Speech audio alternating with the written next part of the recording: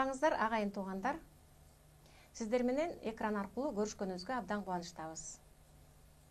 Эгер биздин каналды, биздин берүүнү көрүп аткан болсоңуз, сиз абдан туура тандоо жасадыңыз. Демек, ыймандуу, адептүү, маданияттуу мамлекетти курууга сиз өз салымыңызды кошуп атасыз деп эсептейбиз. Быйылкы ыйман, адеп, маданият жылына арналган Нарыктуу коом долбоорунун алкагындагы энелер мектебинин турмуш сабактары сиздердин назарыңыздарда. Биздин энелер мектеби бир гана бийкелер, бийкештер үчүн эмес, жалпы эле аял заты үчүн, айымдар үчүн дайыма эшиги ачык. Бүгүнкү турмуш сабактарынын темасы аял заты жаратуучу жана уютуучу деп аталат.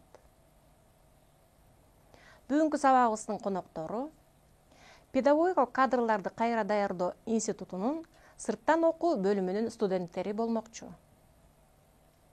Сабактын багыттоочусу Кыргыз жолу коомдук бирикмесинин нарыктуу энеси Жийдебүбү Исакова жана психолог Кенжебүбү Жүндүбаева. Анда эмесе сабагыбызды баштайлы. Ай жүздүү асыл кыздарым. Бүгүнкү биздин сабактын темасы айтып тургандай, аял заты уютуучу жана жаратуучу күч деп атпайбызбы? Ошол жөнүндө мен силерге азын улак сөз айтып берейин. Анан силер өзүңөрдүн сурооңарды берип, баарлашуу иретинде алып баралык. Аял заты үйдүн куту дейбиз, өсөгү дейбиз. Ошол аялдын аң сезимине жараша, ой максатына жараша, жүргөн турганына жараша, кылган кызматына жараша уютат, анан жаратат. Албетте, аялдын терс жактары дагы бар. Жаратпай эле чачыратып жиберген, уютпай эле иритип жиберген. Бүгүн биз ал жаман жагын айтпай, жакшы жактарын айталык. Жакшы жактарын аракет кылып, ошо жакшы жактарын кабыл алалык, жакшы жактарын айталык.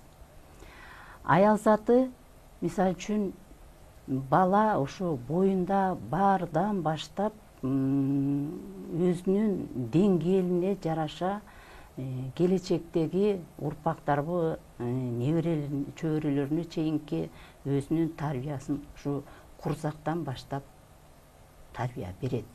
Себеби жаратуучу күч деп атпайбызбы? Ошол жаратуучу күч баланы курсактан баштайт. Анан чоңоюп төрөлгөндөн кийин өзүнүн бул турмуштагы пендечилик баягы жашоодогу кылган кызматы менен, өзүнүн жүргөн турганы менен ошол балага, анан үй бүлөгө, жеке эле бала чака үй бүлө эмес, өзүнүн айлана чөйрөсүнө дагы чоң таасирин тийгизет. Баягы мурунку көч кайда барса, ошо кийинки көч ошо жака барат дейт. Бизде айтылат, аял жакшы, эр жакшы деп, ошо үй бүлөнү кармаган аял, кутту кармаган аял, өзөктү кармаган аялдын колунан чыккан наристелер кийин келечекте ошондой болушат. Анан силерде мындай деген суроо болушу мүмкүн. Кандай аял уютат, жаратат, ошол касиетке, күчкө кандай аял ээ болот дегенде, аял затына баягы тийиштүү мен силерге 41 сыпатты окуп берейин. Ошону билген аял, ошону толук болбосо да жок дегенде жарым-жартылай мындай деңгээлине жараша болот да, эми 41 сыпатка мисалы үчүн биздин Каникей энебиз ээ болгон. Ошол эки сыяктуу анан ар ким өзүнүн даражасына жараша ошол сыпаттарга ээ болот. Ал сыпаттар эмне дегенде могуреки силерге азыр окуп берейин. Аял затына тийиштүү 41 сыпаттар. Мында сыпат: мээримдүү, кеңпейил, акылман, кечиримдүү, сабырдуу, кайраттуу, кайрымдуу, эрктүү, эстүү, намыстуу, абийирдүү, нысаптуу, анан чечкиндүү, чынчыл, көрөгөч, баамчыл, зерек, боорукер, ийкемдүү, жароокер бул сыпаттары, анан сапаттары. Сезимтал, сарамжал, назик, жайдары, эпчил, уз чебер, ак ниет, бүйрө, камкор, сөз билге, жөн билге, сыпайы, жөнөкөй, тыккан, сөзмөр, калыс, камбыл, нарктуу, барктуу, ыйык, ару. Мына ушул сапат сыпаттарды Кудай Таалам ошо аял затына ыйгарыптыр. Ушул сапат сыпаттарга ээ болгон аялдардан келечектеги аябай мындай чыгаан, же болбосо акылман, данышман адамдар туулат экен. Себеби жакшыны дагы аял төрөйт, жаманды дагы аял төрөйт. Анан ошол жакшы нерсени жараткандан кийин ошону уютуп, баягы кармап калыш, ошону өстүрүш, өндүрүш аял затынын колунда. Ошон үчүн аял заты ушул 41 сапат сыпатка ээ болуш керек. Аялдын эне монда айтып атпайбы, мына мээримдүү биринчи эле айтып атат, мээримдүү болуш керек деп атат. Ошо мээримдүү болсоң, мээрим үчүн канча күч керек ошо энелергечи. Ал мээримдүү болуш үчүн жароокер, жайдары, ошо чыгармачылык керек ага. Ага күч керек, эрк керек. Анан ошол сапат сыпаттарга ээ болгондон кийин жанагы келечектеги жакшынакай инсандар туулат. Бүт бардык биздин бийликтегилер болобу, байлыктагылардын ээси болобу, данышмандар болобу, баатырлар болобу, ошонун баарысы тең энелердин колунан чыккан, энелерден төрөлгөн, тарбия алган. Бул ата сырткы күч болуп, коргоочу, колдоочу болуп эсептелинет. Алар ичкенин, жегенин, кийим кечесин камсыз кылат аталарчы.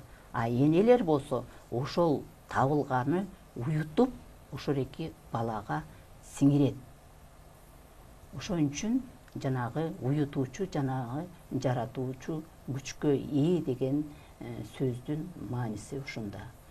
Эми кыздар, баягы өзүңөрдүн турмушуңарда, жашооңордо болобу, окууңарда болобу, үй бүлөдө болобу, силердин көп эле сурооңор болсо керек. Ошол сурооңор болсо берсеңер, анан баарлашуу иретинде өткөрөлү. Сиз айтып жаткан Каныкей энебизге тиешелүү ушул Каныкей энебиз ээ болгон 41 сапатка азыркы кездеги аял затына ээби деп атам да. Ушул кездеги аял затында ушул 41 сапат барбы? Сиз кандай ойлойсуз? Эми азыркы заманда баягы жетишкен аялдар көп, бирок бир тараптуу жетишкен. Кээ бирөө билим жагынан жетишкен да. Билим жагынан жетишкен аялдардын көпчүлүгү үйдөгү тарбияга, же болбосо үйдөгү пендечилик ишке жөндөмү азыраак. Бар эми, жок эмес, бирок азыраак. Ошон үчүн 41 сапат сыпатка толук жетишкен аялды мен көрө албадым буга чейинчи. Балким мен көрөлүк болсом бардыр, бирок мен көрө албадым. Апа жана айтып өттүңүз, жана 41 сапат сыпатка ээ болгон адамдар уютат, анан кийин жаратат деп. Ошону бирге эле ошо сапатка ээ болгоч аял затына кыз болуп жүрүп, анан келин болуп бир жерге барат да, баргандан кийин жана уютуучу касиетти кантип баштайт дегенде, ошо кармаган очоктун очок ээси да аял затычы. Барган бата барго, барган жериңден отун тутат, жандыр дегепчи, ошондон башталат болуш керек. Ошол жерден башталып кармаган супрасы, жасаган наны, ошол өткөндө сабактарда айтылып өттү, кемегени тулган жөнүндө, супра жөнүндө жакшы маалыматтар кетти биздин көрөрмандарга. Ошол аял затынын уютуу эрежесинин башталышы кармаган буюмдан, от кемегени кармаганынан, казандын асылганынан, ошолорду жасап жатып, аял затына тиешелүү тамак ашты жасап жатып, ошондо тилегин айтып атканда уютуп баштайт да. бардык нерсени тилеги менен уютат. Ошо тилектерди айтып отуруп анан берип аткан тамагы аркылуу дасторконун жайып жатып адамдарга чай куюп жатып, ошондон улам билет го жаратуучу экенин. Анан кийин ошону тилеки ашкандан кийин, бата алгандан кийин ошо жаратуучу күчкө айланат. Кандай дейсиз? Туура, бизде бул жөнүндө кыргыздар айтканда, уядан эмнени көрсөң, учканда ошону аласың деген. Ошол тарбия, ошол кылган иш, ошонун баарысы тең энеден да. Энеси ошонун баарын так жасап, туура тарбияласа, барган жеринде дагы камчы салдырбай, ийиктей имерилген келин болуп чыга келет. Себеби ошонун баарысын үйдөн энеси көргөзгөн да, энеси үйрөткөн. Ал кызга жеңил болот. Эми бул келечектеги иш жанагы жаш жубайлар жөнүндө тема сабак болгондо барганда кандай болуш керек ошондо кеңеси айтылат. Азыркы убакта мына биз жаратабыз, анан кийин уютабыз деп атпайбызбы? Кантип жаратабыз, кантип уютабыз? Ошо үйдөгү тарбия жөнүндө сөз болсо. Мисалы үчүн энеси ошо макалдын өзү эле айтып турат. Учкан уядан эмнени көрсөң, учканда ошону аласың депчи. Ошол иштин баарысын тең энеси үйдөн тарбиялаш керек.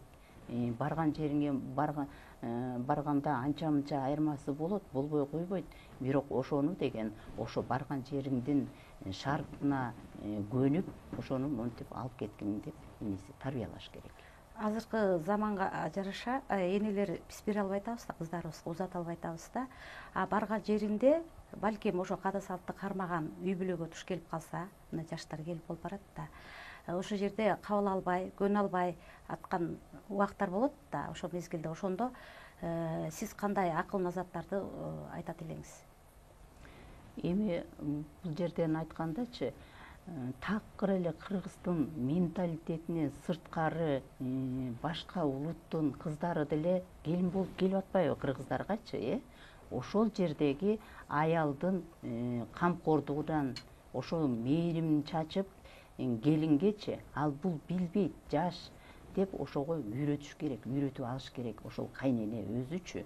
Себеби ал жашоосунда мындай болгон жок, мунун тарбиясы бөлөк, билими бөлөк, илими бөлөк деп ошону баягы аста секин колукту дегендей, астейдил, акырындык менен, мээрим менен, жанагы сабырдуулук менен орой мамиле жасаса дагы ошону айланайын, ал мындай болбойт, боорекиндей кылып жасаш керек деп мээрим менен төгүп айтса, ал жаш бала, кыз сөзсүз түрдө баш ийет. Себеби туура эмес жасаганыңды катуу айтып, көңүлүн калтырып, какшыктап айтып, же болбосо чаптес болсо, анда ал уюбайт, ал чачырап кетет.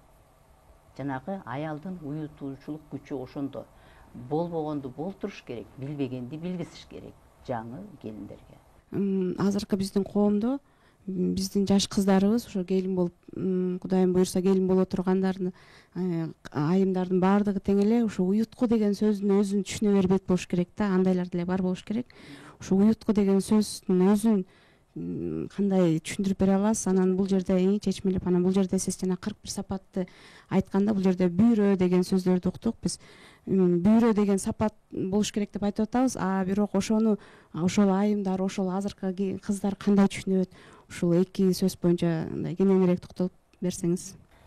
Туура, бул уютку, уютуучу деген сөз мындай бир мындай айранды деле уютсаң, ошол ирибей куйса уюптур дейт. Эгерде ирип калса, бул ачып калыптыр дейт. Ачыткы менен уюткунун айырмасы бар да. Ишти деле баштаарда ошо ой максатыңды түздөп туруп, жакшы тилек менен баштасаң, ошол ишиң уюп жүрүп кетсе, уюган ошол. Эгерде ишиң жүрбөй калса, ал уюган жок. Бир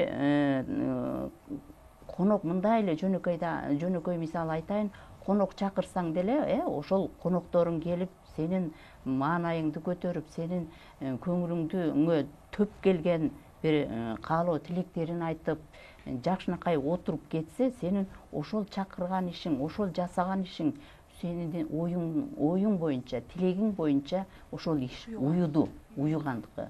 Эгерде чыр чатак менен аяктаса, ал ирген, уюган эмес.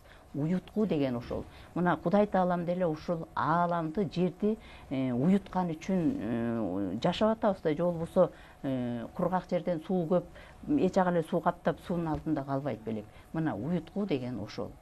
Анан иштин да уюткусу болот, аштын да уюткусу болот, адамдын да уюткусу болот.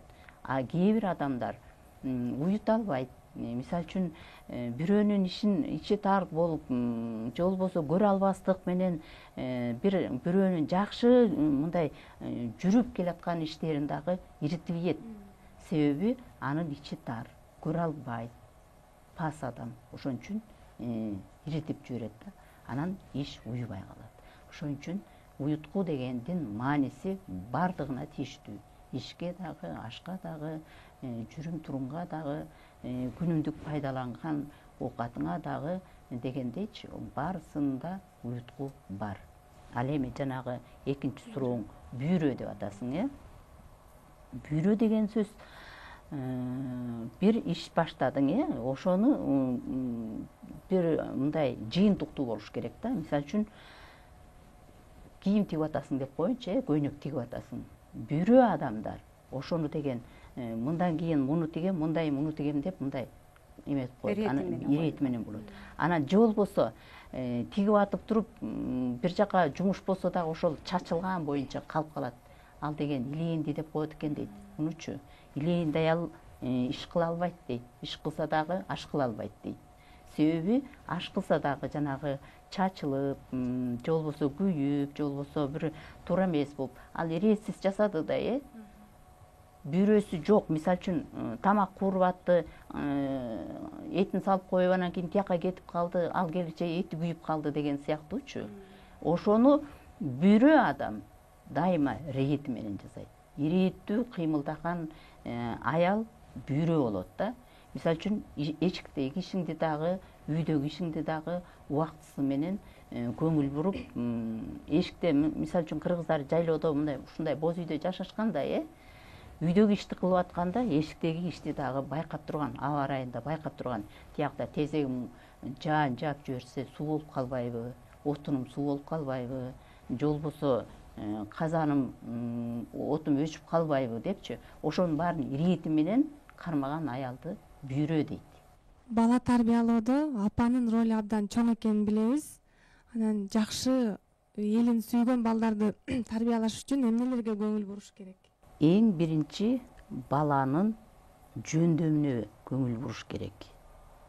Бардык балдар баатыр болбойт.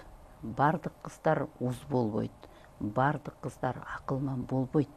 Эне ошого байкоо салыш керек. Эгерде ошонун ар жактагы даремети, тукумдан келген касиети, же болбосо бир өзгөчөлүгү болсо, ошону багып өстүрүш керек.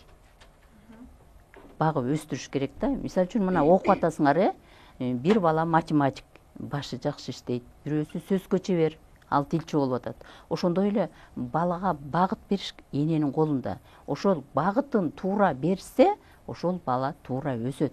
Себеби дегенде, эгерде бала кыз уз чебер болуп, сайма сайып, түймө түйүп, же болбосо шырдак ушуларды жасагысы келип турган кыз деле, ой кызым сен деген экономист бол, же болбосо юрист бол, же болбосо дагы башка бол деп башка жакка өстүрсө, алдан чыкпайт.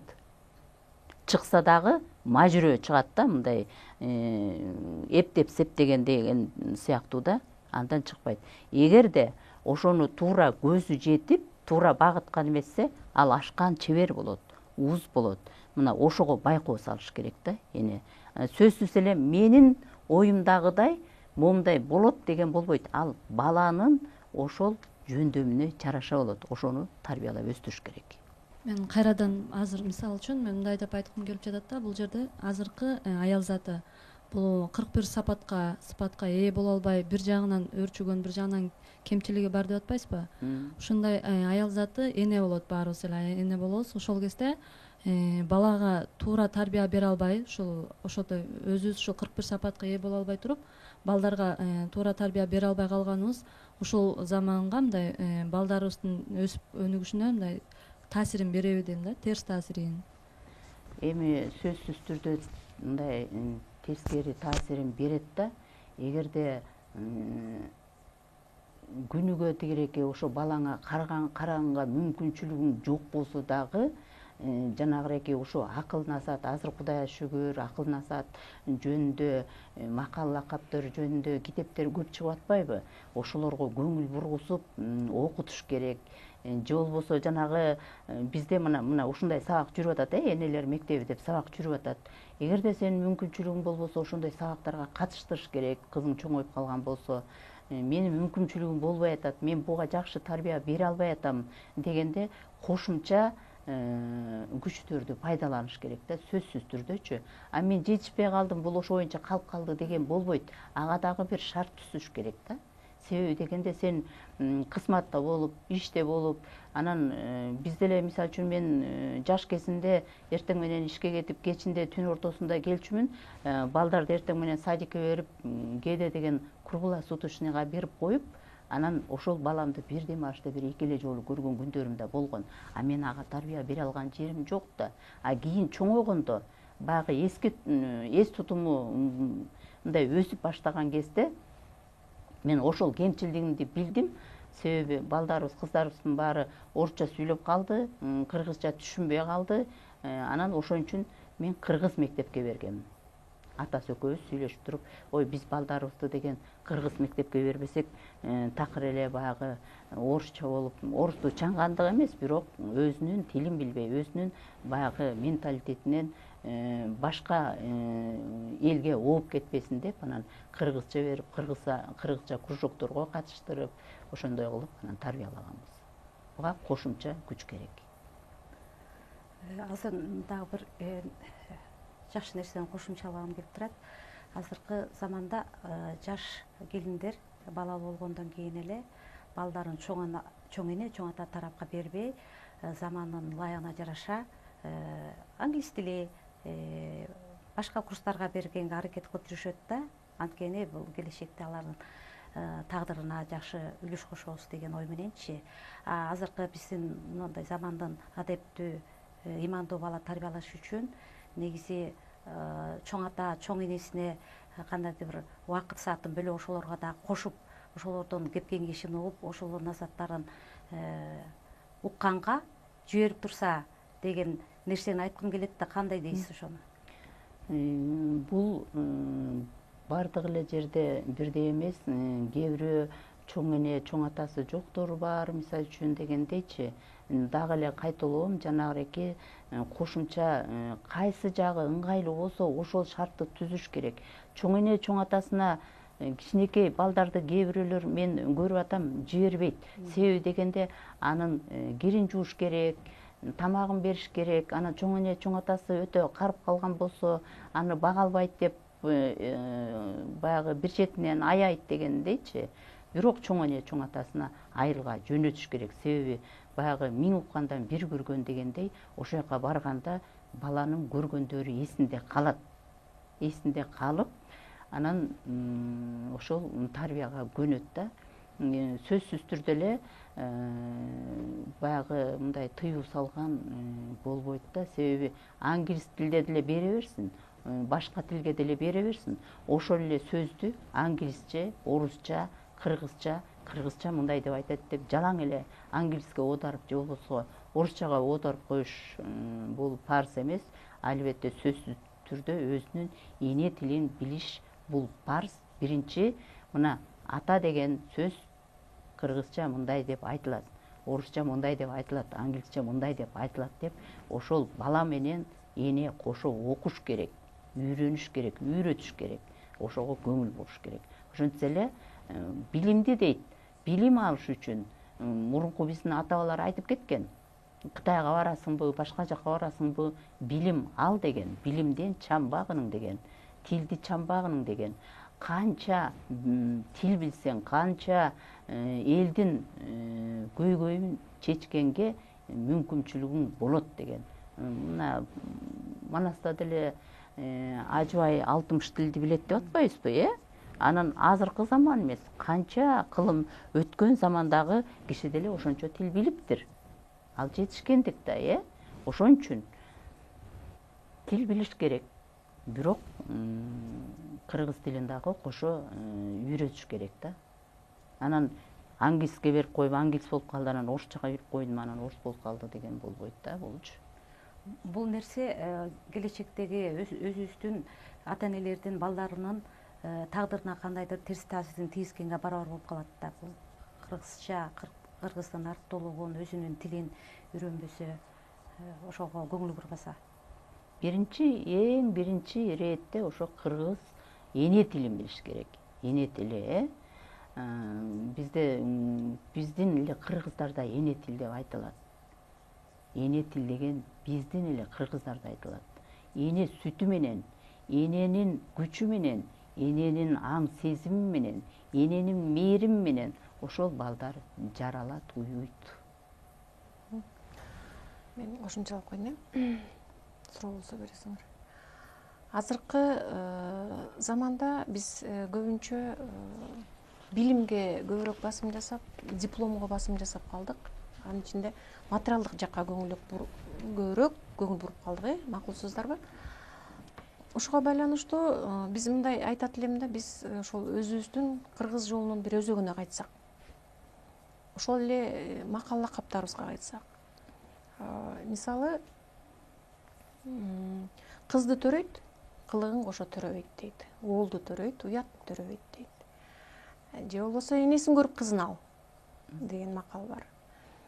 Дагы бир макал, жакшы кыз асмандагы жылдыз, жакшы уул жакадагы кундуз.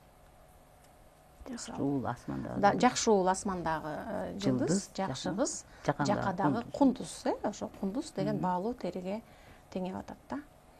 Анан ушул биздин кыздарыбыз деле турмушка чыкканда баягы диплому болсо, анан бир кызматта жүрсө деп көбүрөөк ошол жака ооп кетти окшойт. Анан жанагы биз сүйлөшүп аткан уютуучу, жаратуучу деген баягы материалдык, моралдык, руханий дүйнөбүз менимче ошо жардуу болуп атат да. Ушу тайэнелик милдетин аткара албай калдыбы? Же чоң энелер чоң энедей болбой калыштыбы, жомок окуп бербей калдыбы, бешири ырдалбай калдыбы, ушул макал лакаптар айтылбай калдыбы, кошо кырлар ырдалбай калдыбы? Мунун баары ушул жашоодо болуп аткан нерсе да. Ошол эле сиз айтып аткан жаратканда, ошо баланы жаратып атканда, сиз жана айттыңыз, түйүлдүк башталгандан баштап эмне кылыш керек экен деген. Менимче ушул жактан дагы биз психологиябызды дагы өзгөртүшүбүз керек го. Бардык эле адамдар, аял заты болобу, баягы табышкер эркектерибиз болобу, ошо эң биринчи кезекте менимче ушул аял заты өзүбүздүн психологиябызды, аң сезимибизди өзгөртүп, ушул өзүбүздүн илгери сиз айткан Айчүрөк апабыз, Каныкей энебиз дегендей, кыз сайкалдар, акыл кара чачтар, ошо биз окуган чыгармалардагы каармандар, эмне үчүн ошолорду бир үлгү кылып, ошолорду кайталап айтып берип, китеп окуганга, тарыхый чыгармаларды окуганга бир түрткү бербей жатабызбы? Туура, бул маселе деген канча баягы 70 жылдан ашык мына башка бийликтин алдында тургандыктан биздин кыргыздын менталитетиндеги керектүү, нуктуу, барктуу нерселердин баары басылып калган. Эгерде чоң эне өзү билбесе, баласына, небересине эмне деп үйрөтөт? Мына мен деле ошо сайыз убактысында туулуп, чоңоюп, мына эми кемпир болуп атпаймынбы, Анан мен дагы баягы кыргызча окуп, кыргыз тиги жанагы тил боюнча тигиреки ГЭСте иштеп, анан ошон үчүн мынтип сүйлөп атам, айтып атам. А эгерде башкалары болсо, алар ошо өзүнүн эле иштеген иши боюнча анан кийин мына мен ушул экономист болуп, ушул дипломдун аркасы менен нан таап жеп атам. Менин кызым дагы ошо экономист болуш керек, дагы ошо дипломдун аркасы менен эле нан таап жеш керек деген максат болуп калып атпайбы алардыкычы? Ошон үчүн мына быйылкы биздин адеп, ыйман, маданият жылына жакшы мындай бир жол чаап берди, жол салып берди. Ошого карата ой биз кыргыз экенбиз, биздин байлыгыбыз бийлигибизден улуу экен, эме бийлик байлыктан өзүбүздүн мындай нарыктуу салтыбыз улуу экен деп жанагы салт санааны, макалды чечип дегенде ошонун маанисин түшүндүрүп, мына азыр эле мына бул кызым суроо берди го, жана бирөө деген сөздү билбей атабыз эмне болду депчи. Ошондой ар бир сөздүн түйүнүн чечип, анан кыргыздын ким экенин билгизиш керек. Жанагы кыргыз өзүңдү тааны дегендей, адам өзүн таанып, анан кийин башка улуттарга мындай тең тайлашканга сөзү өтүмдүү болот да. Анан өзүң эчтекени билбей туруп анан балаңа эмнени үйрөтөсүң? Ошон үчүн жанагы мен сураар элем ошо бийлик башындагыларга, ошо биздин каада салт боюнча, адеп ыйман боюнча сабак болуп атат. Алардыгы көпчүлүгү жанагы молдолордук боюнча кетип калып атат да. Молдолордуку мен мындай дин жагына басым жасалып атат да. Ал дин жагына эмес, ошо күнүмдүк биздин каада салт, ырым жырымдар жөнүндө бир мектептерге сабак кирилсе жакшы болот эле да. Бизде деле жанагы кол эмгек деген сабак болчу убагыбыздачы. Анан кружоктор болчу. Ошо сыяктуу жок дегенде кружоктор ушундай. Анан кийин ушундай сабактар болсо, жаштарга жеткиргенге мүмкүнчүлүк түзүлөт эле да.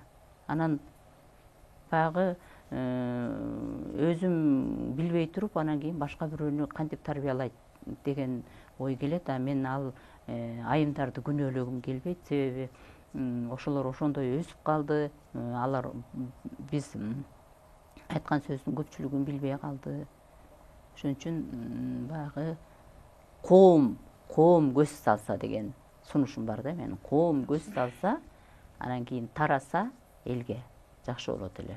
Азыр демократия, тең укуктуулук деп айымдар дагы коомго салым кошуп, иштеп калышпадыбы көбүнчө? Анан мен сизден мындай сурайын дедим эле да. Үйдө отуруп бала тарбиялоо менен эртең менен кечинде гана бирге болуунун айырмасы болобу?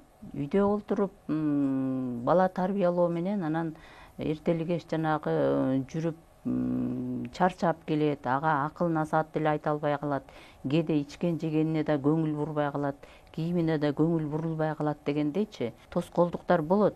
Бирок ошого жетишкенге, убакыт тапканга жанагы камбыл деп атпаймынбы, ошо камбыл эне болсо ага жетишет.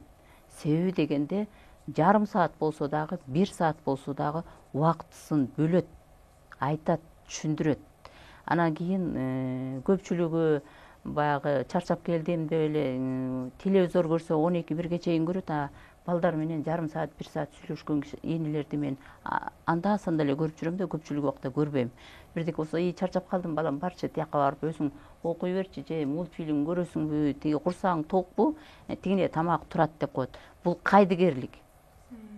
Баланын жашоосуна, үй бүлөгөнүн жашоосуна кайдыгерлик да. Ошон үчүн илгери деле биздин энелерибиз деген көпчүлүктүн алдында кызмат кылган.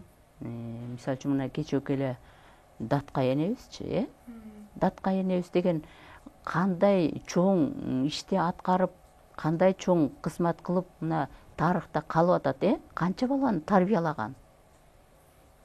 Ошол жетишкен ошогочу. Ошол баатырдын тукуму, баатырдык мүнөзгө алып барган эне болгон. Ошо жанагы мына баласы деле жолго аттанып кетип атканда баласын каргап шилеп, менин тилимди албай койдуң деп неме кылбайт, капа болбойт, же болбосо айтпайт. Ошонун негизинде айтат: ой, Көкжалдын тукуму Көкжалсың да дейт да. Эми баягы барган ишиң ийгиликтүү болсун деп гана батасын берип баса берет, калып калат. Себеби ал түшүнүп атат да, анын дарамети ошолго туура келет. Ошон үчүн жанагынтип азыркы энелер болсо томолонуп чумаланып койгу, мен сөзүмдү укпай калдың, анан кийин тиңтиң минтиң деп тескери сөздөрдү айтып атпайбы? Ошо сөздүн күчү, сөздүн мааниси, максаты ошол эки көпчүлүк учурда адамга таасир бербей койбойт. Урматтуу көрүүчүлөр, биз бүгүн сиздер менен аялзат жаратуучу жана уютуучу деген темада маектештик. Биз менен болгонуңуздарга терең ыраазычылык билдиребиз. Келерки көрсөтүүдө көрүшкөнчө амандыкта болуңуздар.